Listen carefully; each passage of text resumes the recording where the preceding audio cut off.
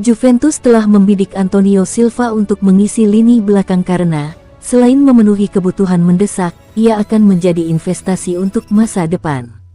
Cristiano Giuntoli dan agennya Jorge Mendes bekerja bahu-membahu untuk meyakinkan Benfica. Gianluca Di Marzio memberitahu, Bianconeri tidak memiliki anggaran untuk merekrutnya pada bulan Januari.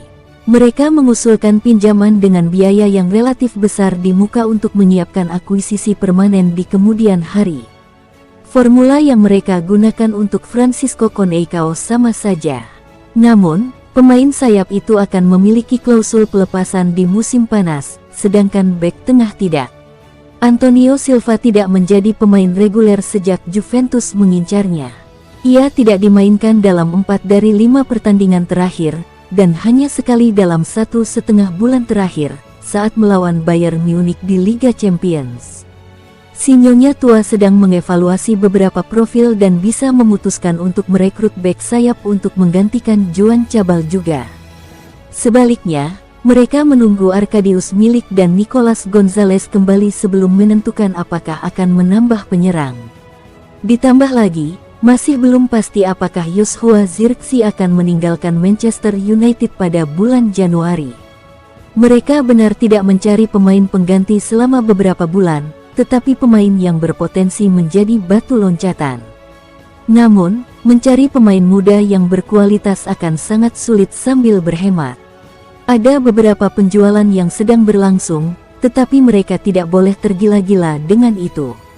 Mereka berisiko membuka celah dalam peran dan melepaskan pemain bagus dengan biaya yang tidak seberapa.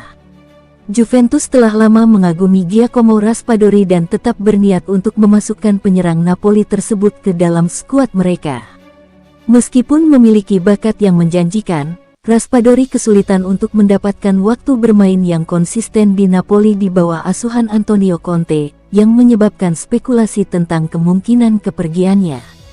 Bursa transfer Januari menghadirkan peluang baru bagi sang penyerang untuk mencari klub baru, dan Juventus dilaporkan siap untuk merekrutnya.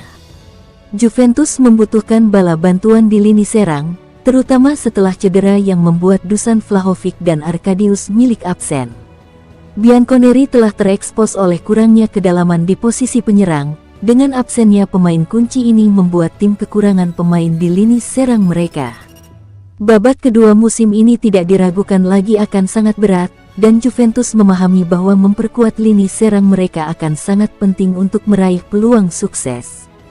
Keterampilan Raspadori sebagai penyerang serba bisa dan teknis bisa jadi merupakan hal yang dibutuhkan tim untuk mengatasi kesenjangan ini.